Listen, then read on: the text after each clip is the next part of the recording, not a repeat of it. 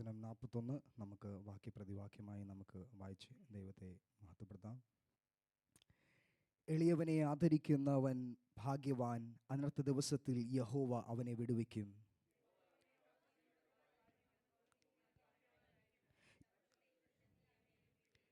യഹോവ അവനെ രോഗശയ്യയിൽ താങ്ങും, ദീനത്തിൽ നീ അവൻ്റെ കിടക്ക എല്ലാം മാറ്റിവിരിക്കും.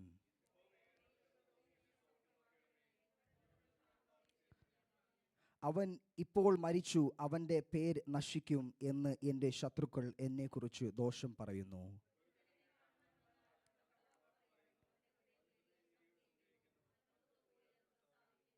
എന്നെ പകയ്ക്കുന്നവരൊക്കെയും എനിക്ക് വിരോധമായി തമ്മിൽ മന്ത്രിക്കുന്നു, അവർ എനിക്ക് ദോഷം ചിന്തിക്കുന്നു.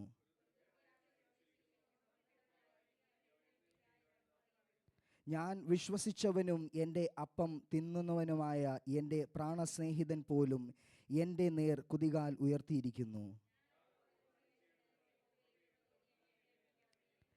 എൻ്റെ ശത്രു എന്നെ ചൊല്ലി ജയഘോഷം കൊള്ളതായിരിക്കുന്നതിനാൽ നിനക്ക് എന്നിൽ പ്രസാദമായിരിക്കും എന്ന് ഞാൻ അറിയുന്നു. അവസാന വാക്യം ചേർന്ന് വായിക്കാം. ഇസ്രായേലിൻ്റെ ദൈവമായ യഹോവ എന്നേക്കും വാഴ്ത്തപ്പെടുമാറാകട്ടെ. ആമേൻ, ആമേൻ. എല്ലാവർക്കും അതാത് സ്ഥാനങ്ങളിൽ ഇരിക്കാം.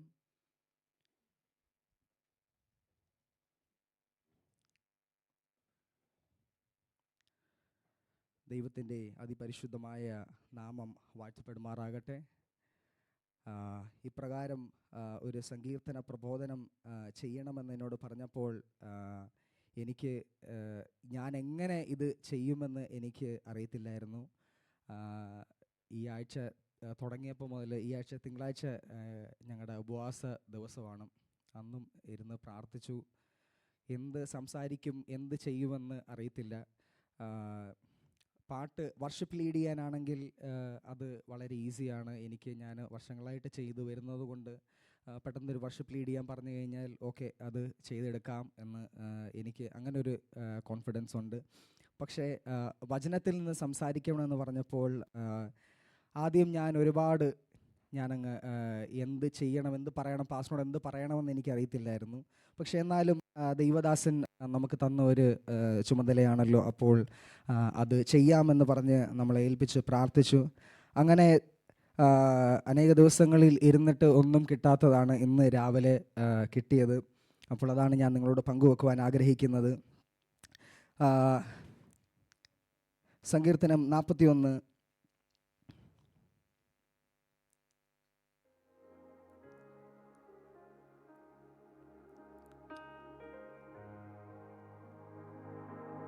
എൻ്റെ ഒരു കോൺഫിഡൻസ് എനിക്ക് തന്നെ ഒന്ന് ബൂസ്റ്റ് ചെയ്യാൻ വേണ്ടിയാണ് ഞാൻ ഒന്ന് മ്യൂസിക് വെക്കുന്നത്.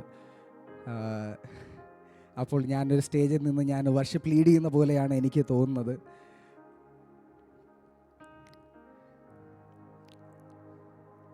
ആമേൻ, സ്തോത്രം. നമുക്ക് സങ്കീർത്തനം 41 ആദ്യം മുതലുള്ള വചനങ്ങളിലേക്ക് നമ്മൾ കടക്കുമ്പോൾ അവിടെ നമുക്ക് ഇപ്രകാരമാണ് കാണുവാൻ കഴിയുന്നത്. എളിയവനെ ആദരിക്കുന്നവൻ ഭാഗ്യവാൻ, അനർത്ഥ ദിവസത്തിൽ യഹോവ അവനെ വിടുവിക്കും. യഹോവ അവനെ കാത്ത് ജീവനോടെ പാലിക്കും. അവൻ ഭൂമിയിൽ ഭാഗ്യവാനായിരിക്കും. അവൻ്റെ ശത്രുക്കളുടെ ഇഷ്ടത്തിന് നീ അവനെ ഏൽപ്പിക്കുകയില്ല. യഹോവ അവനെ രോഗശയ്യയിൽ താങ്ങും. ദീനത്തിൽ നീ അവൻ്റെ കിടക്ക എല്ലാം മാറ്റിമരിക്കും. ആമേൻ. ഇതിന് ഞാൻ ഇപ്രകാരമാണ് ഒരു തലക്കെട്ട് ഞാൻ കൊടുക്കുവാൻ ഞാൻ ആഗ്രഹിക്കുന്നത്. എളിയവനെ ആദരിക്കുന്ന ഒരു ദൈവം. ഈ എളിയവനെ ആദരിക്കുന്ന ദൈവത്തെയാണ് നാം എല്ലാവരും ആരാധിക്കുന്ന, സേവിക്കുന്നത്. David here he is starting with a declaration that blessed is the one who considers the poor. എളിയവനെ ആദരിക്കുന്ന ദൈവം ഭാഗ്യവാൻ. നാം പലരും ചിന്തിക്കുന്നത്, നാം പലരും മനസ്സിലാക്കുന്ന ക്രിസ്തീയ ജീവിതം എന്ന് പറഞ്ഞു കഴിഞ്ഞാൽ ഒരുപക്ഷെ പാട്ട്, അല്ലെങ്കിൽ പ്രസംഗം, അല്ലെങ്കിൽ സഭയിൽ വന്ന് സൺഡേ സ്കൂൾ പഠിപ്പിക്കുക, അല്ലെങ്കിൽ സഭയിൽ വന്ന് സൗണ്ട് ഓപ്പറേറ്റ് ചെയ്യുക, അല്ലെങ്കിൽ മീഡിയ ഓപ്പറേറ്റ് ചെയ്യുക, അതെല്ലാം ഒരു ക്രിസ്തീയ ജീവിതം അല്ലെങ്കിൽ സഭയിൽ നമ്മുടെ ചെയ്യുന്നതിൻ്റെ ഒരു ഡ്യൂട്ടിയുടെ ഒരു ഭാഗമാണ്. അതിനോട് ഒപ്പം തന്നെ എളിയവനെ ആദരിക്കുന്നതും ഒരു ക്രിസ്തീയ ജീവിതത്തിൻ്റെ ഒരു ഭാഗമാണ്. എളിയവൻ എന്ന് പറഞ്ഞു കഴിഞ്ഞാൽ എന്താണ്? എളിയവൻ ആരാണ്? വചനത്തിൽ നമ്മൾ നോക്കിക്കഴിഞ്ഞാൽ പല ആവർത്തി നമുക്ക് കാണുവാൻ കഴിയും എളിയവനെ കുറിച്ച്. വചനത്തിൽ പല ആവർത്തി ഇങ്ങനെ പറയുന്നത്.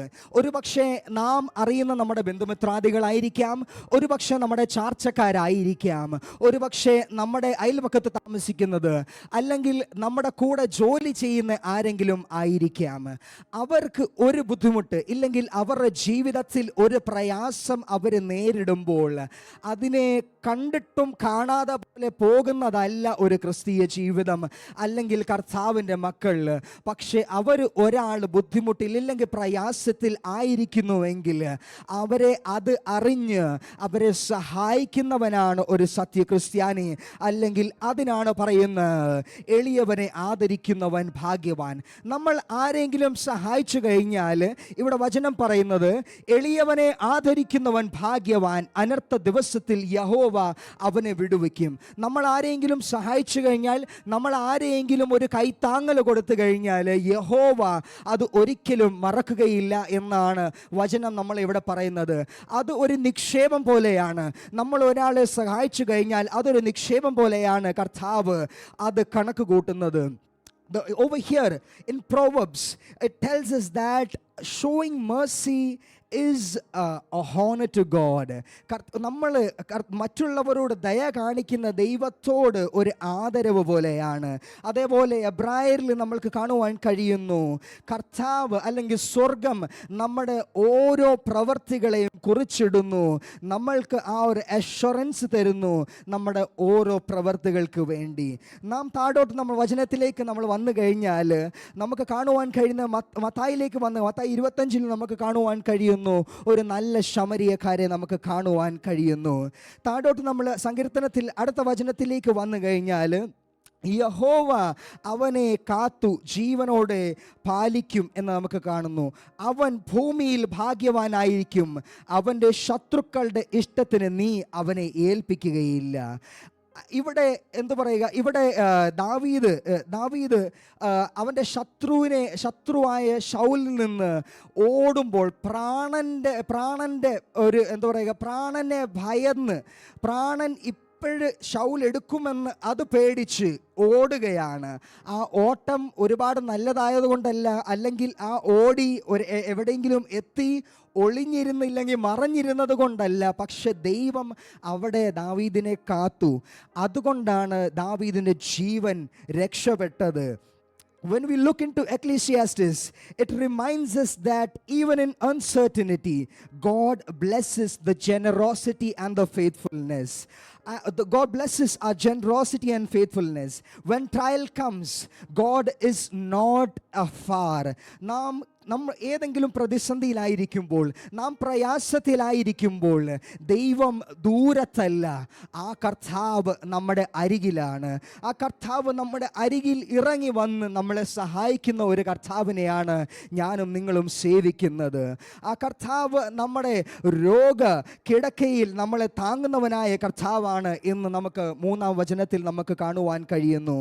യഹോവ അവനെ രോഗശയ്യയിൽ താങ്ങും, ദീനത്തിൽ നീ അവൻ്റെ കിടക്ക എല്ലാം മാറ്റിവിരിക്കും. ഈവൻ ഇൻ ഇൽനെസ് ആ രോഗശയ്യയിൽ താങ്ങുന്ന കർത്താവ്, the lord will sustain in our sickness bed. ആ കർത്താവ് നമ്മുടെ രോഗക്കിടക്കയിൽ നമ്മളെ താങ്ങുന്നവനായ ഒരു കർത്താവാണ്, നമ്മളെ വെറുതെ വിടുകയില്ല. The Deuteronomy teaches us that the God's compassion embraces the weak. ആമേൻ. നമ്മൾ ഇവിടെ നോക്കുമ്പോൾ എങ്ങനെ കർത്താവ് നമ്മളെ രോഗക്കിടക്കയിൽ നമ്മളെ താങ്ങും, അല്ലെങ്കിൽ ദൈവം എങ്ങനെ നമ്മളെ സൗഖ്യമാക്കും. ഞാൻ ഇതിനെക്കുറിച്ച് പെട്ടെന്ന് എൻ്റെ മനസ്സിൽ ഓടി വരുന്ന ഒരു വ്യക്തിയെക്കുറിച്ച് എന്ന് പറയുമ്പോൾ എഗസ്കിയ എന്നാണ്. യെഹിസ്കീയാവിൻ്റെ ജീവിതം എന്ന് പറയുമ്പോൾ ജീവിതത്തിനെ ഒരു രോഗം പിടിച്ചു. ആ രോഗം പിടിച്ച സമയത്ത് യെഹിസ്കീയാവിൻ്റെ ജീവിതത്തിനെ ഒരു 15 വർഷം നീട്ടിക്കൊടുത്തു. അത് എങ്ങനെയാണ്? അത് എന്തുകൊണ്ടാണ്? ദൈവത്തോട് മുട്ടിപ്പായി പ്രാർത്ഥിച്ചപ്പോൾ in James we see that the James reminds us the power of prayer brings in healing. ആ കർത്താവിൻ്റെ ഒരു സൗഖ്യം നമ്മുടെ പ്രാർത്ഥനയിലൂടെ നമുക്ക് കാണുവാൻ കഴിയും. ദാവീദ് മുൻപോട്ടും കരയുകയാണ്, ആ രോഗക്കിടക്കയിൽ കരയുകയാണ്. ദാവീദിൻ്റെ ഒരു നിസ്സഹായ അവസ്ഥ, ഇല്ലെങ്കിൽ ദാവീദിൻ്റെ ഒരു രോദനം എന്ന് നമുക്ക് പറയാം. യഹോവ എന്നോട് കൃപ തോന്നി എന്നെ സൗഖ്യമാക്കണമേ, നിന്നോടല്ലോ ഞാൻ പാപം ചെയ്തത് എന്ന് ഞാൻ പറഞ്ഞു. യഹോവ എന്നോട് കൃപ തോന്നി എന്നെ സൗഖ്യമാക്കണമേ. ഈ ദാവീദ് ഒരു രാജാവാണ്, ഒരു സാധാരണ മനുഷ്യനല്ല. ഇവിടെ 4-ാം വാക്യത്തിൽ യഹോവ എന്നോട് കൃപ തോന്നി സൗഖ്യമാക്കണമേ എന്ന് പറയുമ്പോൾ, ഒരുപക്ഷെ എൻ്റെ ഒരു കാഴ്ചപ്പാടിൽ, എൻ്റെ ഒരു ചിന്തയിൽ ഞാൻ ഇങ്ങനെ മനസ്സിലാക്കുവാൻ കഴിയുന്നത്, ദാവീദിന് പറ്റാവുന്നതിൻ്റെ ഒരു മാക്സിമം ലിമിറ്റ് പോയി കാണുമായിരിക്കാം. എല്ലാ നാട്ടുവൈദ്യന്മാരെ കണ്ടിരിക്കാം, എല്ലാ പ്രഗത്ഭരായിരിക്കുന്ന ആ ദേശത്ത്, ആ പട്ടണത്തിലായിരിക്കുന്ന എല്ലാവരും വിളിച്ച് ചികിത്സകളെല്ലാം നടത്തിയിരിക്കാം. പക്ഷേ എന്നിട്ടും ആ ചികിത്സ കൊണ്ട് ഒന്നും ഭേദമാകുന്നില്ല. ഈ രോഗം കൂടി വരികയാണ്, ഈ രോഗം വർദ്ധിച്ചുകൊണ്ടിരിക്കുകയാണ്, കാഠിന്യത കൂടിക്കൊണ്ടിരിക്കുകയാണ്.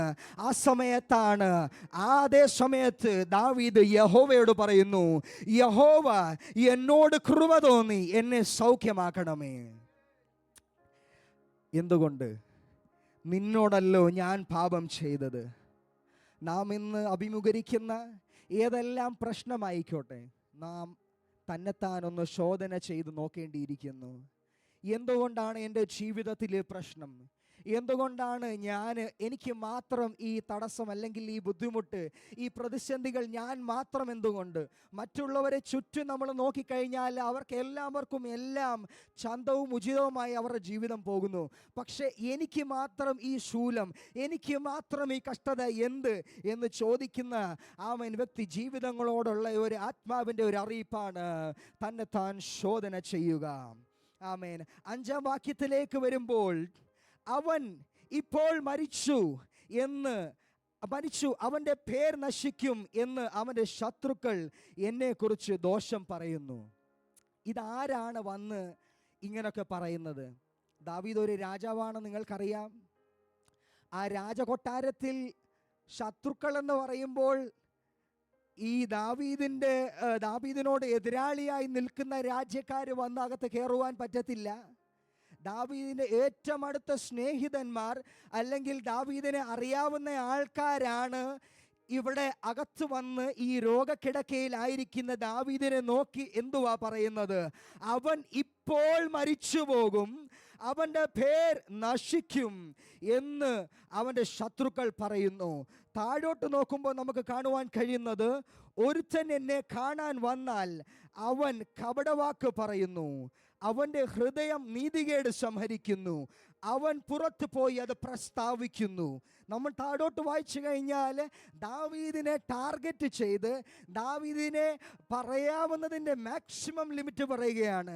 നാം താഴോട്ട് 7-ാം വാക്യം നമ്മൾ നോക്കിക്കഴിഞ്ഞാൽ, എന്നെ പകയ്ക്കുന്നവരൊക്കെയും എനിക്ക് വിരോധമായി തമ്മിൽ മന്ത്രിക്കുന്നു, അവർ എനിക്ക് ദോഷം ചിന്തിക്കുന്നു. അത് കഴിഞ്ഞ് എല്ലാം ലിമിറ്റ് കഴിഞ്ഞപ്പോൾ അവിടെ 8-ാം വാക്യം നമ്മൾ കാണുന്നു, ഒരു ദുർവ്യാധി അവനെ പിടിച്ചിരിക്കുന്നു, അവൻ കിടപ്പിലായി, ഇനി അവൻ എഴുന്നേക്കില്ല എന്ന് പറയുന്നു. ഒരു വ്യക്തി രോഗക്കിടക്കയിലായിരിക്കുമ്പോൾ ആ വ്യക്തിക്ക് ആവശ്യമായിരിക്കുന്നത് ഒരു സ്വാന്തനത്തിൻ്റെ വാക്കുകളാണ്, ആശ്വാസത്തിൻ്റെ വാക്കുകളാണ്. സാരമില്ല, ദൈവം സൗഖ്യമാക്കും, അല്ലെങ്കിൽ ഇതെല്ലാം മാറും, ഇതെല്ലാം തീരും, നല്ല ദിവസങ്ങൾ വരും, നല്ല കാലങ്ങൾ വരും എന്ന് പറയുന്ന വാക്കുകൾക്ക് പകരമായി ഇവിടെ ദാവീദിൻ്റെ സ്നേഹിതന്മാർ എന്താണ് പറയുന്നത്? ഇവിടെ പറയുന്നത്, ഒരു ദുർവ്യാധി അവനെ പിടിച്ചിരിക്കുന്നു, അവൻ കിടപ്പിലായി, ഇനി അവൻ എഴുന്നേക്കില്ല. അവനെ അവിടെ തളർത്തിക്കളയുകയാണ്. ഇതെല്ലാം കേട്ട് ദാവീദ് എന്താണ് പറയുന്നത്? എൻ്റെ ശത്രു എന്നെ ചൊല്ലി ജയഘോഷം, ആമേൻ, ജയഘോഷം വരുത്തുന്നു. ഞാൻ ഇവിടുന്ന് 10-ാം വാക്യം നമുക്ക് കാണുന്നു. ഞാൻ അവർക്ക് പകരം ചെയ്തേണ്ടതിന് യഹോവ കൃപ തോന്നി എന്നെ എഴുന്നേൽപ്പിക്കണമേ എന്ന് നമുക്ക് 10-ാം വാക്യത്തിൽ നമുക്ക് കാണുന്നു. അവിടെ ദാവീദ് പറയുക, ദൈവമേ എന്നെ ഒന്ന് സൗഖ്യമാക്കണമേ, എന്നെ ഒന്ന് എഴുന്നേൽപ്പിക്കണമേ. എൻ്റെ ശത്രുക്കൾ അവരെന്നെ തളർത്തിക്കളയുകയാണ്. അവിടെ ദൈവം എന്താണ് പറയുന്നത്? ദൈവത്തിന് ഒരു വാക്ക് മാത്രമേ ഉള്ളൂ പറയുവാൻ. ദൈവം പറയുന്നു, പ്രതികാരം യഹോവയ്ക്കുള്ളത്. എന്താണ് ദൈവം പറയുന്നു? പ്രതികാരം യഹോവയ്ക്കുള്ളത്. ആമേൻ, ഹല്ലേലൂയ. കർത്താവ് പറയുന്നു, പ്രതികാരം എനിക്കുള്ളതാണ്. ആമേൻ. നാം താഴോട്ട് വരുമ്പോൾ ദൈവം അതിനു വേണ്ടി ഒരു മറുപടി കൊടുത്തു. ദൈവം അവിടെ ഈ 41-ാം സങ്കീർത്തനത്തിൽ ദാവീദിൻ്റെ കഥ അവിടെ കഴിഞ്ഞു പോയെന്നല്ല നമ്മൾ കാണുന്നത്. ഇത്രയെല്ലാം പ്രതിസന്ധികൾ, ഇത്രയെല്ലാം ബുദ്ധിമുട്ട്, പ്രയാസങ്ങൾ ദാവീദിൻ്റെ ജീവിതത്തിൽ വന്നാലും ഇവിടെ ദാവീദ് അവിടെ ഈ 41-ാം സങ്കീർത്തനം നമുക്ക് ബുക്ക് 1 എന്നാണ് നമുക്ക് കാണുന്നത്. 5 ഭാഗമായി തിരിക്കുമ്പോൾ സങ്കീർത്തനം, അവിടെ ബുക്ക് 1-ൽ ദാവീദിൻ്റെ ജീവിതം അവിടെ തീർന്നു പോയില്ല. ദാവീദിനെ അവിടെ പരിഹസിച്ചവർ, അല്ലെങ്കിൽ ദാവീദിനെ അവിടെ തളർത്തിക്കളഞ്ഞ അവൻ്റെ സ്നേഹിതന്മാർ, ആവശ്യമില്ലാത്ത വാക്കുകൾ പറഞ്ഞവർ അവിടെ ജയിക്കുകയല്ല ചെയ്തത്. മറിച്ച് ദൈവത്തെ വിശ്വസിച്ച് ദാവീദിനൊരു വിജയം നൽകുകയാണ്. നമ്മളിവിടെ താഴെ വായിക്കുന്നു, നീ എൻ്റെ നിഷ്കളങ്കത്വ നിമിത്തം നീ എന്നെ താങ്ങുന്നു, നീ എൻ്റെ മുൻപിൽ എന്നേക്കും എന്നെ നിർത്തിക്കൊള്ളുന്നു. ഇസ്രായേലിൻ്റെ യഹോവ എന്നേക്കും വാഴ്ചപ്പെടുമാറാകട്ടെ. അവിടെ പറയുന്നു, ഇസ്രായേലിൻ്റെ ദൈവം എന്നേക്കും വാഴ്ചപ്പെടുമാറാകട്ടെ.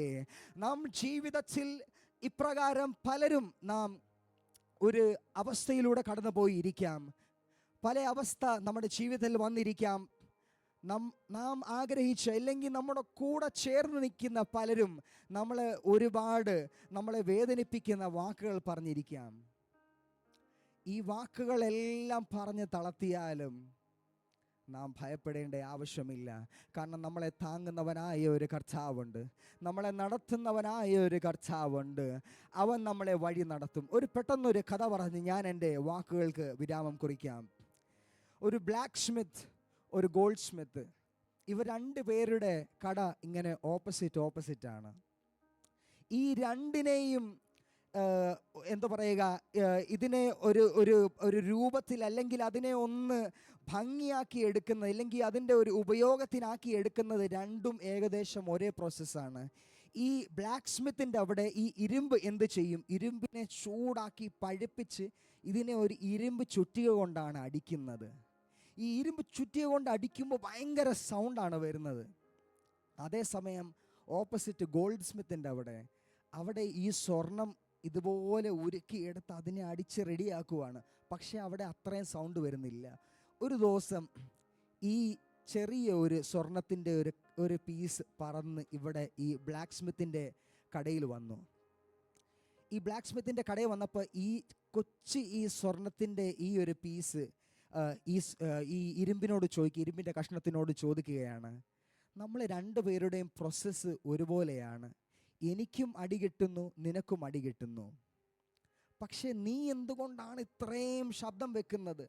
നിന്നെ അടിക്കുമ്പോൾ ഭയങ്കര സൗണ്ട്, അപ്പുറത്തെ എൻ്റെ കടയല്ല, അങ്ങ് ദൂരെ വരെ കേൾക്കാം. അപ്പം ഈ ഇരുമ്പിൻ്റെ കഷ്ണം പറയുന്നത്, എന്നെ ഉപദ്രവിക്കുന്നത്, എന്നെ ശല്യം ചെയ്യുന്നത് എൻ്റെ സഹോദരങ്ങൾ തന്നെ. നാം പലർക്കും ഇതുപോലത്തെ അനുഭവങ്ങൾ ഉണ്ടായിരിക്കാം. നാം സ്നേഹിക്കുന്ന നമ്മുടെ സ്നേഹിതരായിരിക്കാം പലപ്പോഴും നമ്മളെ മുറിവേൽപ്പിക്കുന്നത്. ആ മുറിവിനെയെല്ലാം ആ കർത്താവ് ഇന്ന് പകൽക്കാലം കെട്ടുന്ന ഒരു പകലായിരിക്കട്ടെ. ആ കണ്ണുകളെല്ലാം അടയട്ടെ. ആ മുറിവുള്ള ഹൃദയങ്ങളെയെല്ലാം ദൈവം ഇന്ന് പകൽക്കാലം കെട്ടാൻ പോകുകയാണ്. God is going to restore all the broken pieces. God is going to heal. God is going to restore you because He reigns forever. ആ കർത്താവ് എന്നേക്കും വാഴുന്നവനായ കർത്താവാണ്. ആ കർത്താവ് എന്നേക്കുമുള്ള കർത്താവാണ്. God himself calls the blessed ones. Amen, hallelujah. കർത്താവ് നിങ്ങളെ വിളിച്ച് അനുഗ്രഹിക്കുവാൻ പോകുകയാണ്. ആ കർത്താവ് നിങ്ങളുടെ ആ ജീവിതത്തിൻ്റെ പ്രയാസങ്ങളെ മാറ്റുവാൻ പോകുകയാണ്. ഇന്ന് നൊമ്പരത്താൽ, ഇന്ന് ആ പ്രയാസത്താൽ നിങ്ങൾ നേരിടുന്നുവെങ്കിൽ ആ ദൈവം നിങ്ങളുടെ പ്രയാസങ്ങളെ മാറ്റുന്നവനായ ഒരു കർത്താവ് ഇന്ന് പകൽക്കാലം ഇവിടെ ഇറങ്ങി വന്നിട്ടുണ്ട്. ആ കർത്താവ് ഇവിടെ ഇറങ്ങി വന്നിട്ടുണ്ട്. അവസാനമായി പ്രകാരം ഞാൻ പറയുവാൻ ആഗ്രഹിക്കുന്നു, നീ എൻ്റെ നിഷ്കളങ്കത്വ നിമിത്തം എന്നെ താങ്ങുന്നു, നിന്റെ മുൻപിൽ എന്നെ എന്നേക്കും നിർത്തുകൊള്ളണമേ. ഇസ്രായേലിൻ്റെ ദൈവമായ യഹോവ എന്നും എന്നേക്കും വാഴ്ചപ്പെടുമാറാകട്ടെ. ആമേൻ. ഈ വചനങ്ങളാൽ ദൈവം നമ്മളെ അനുഗ്രഹിക്കട്ടെ. Thank you.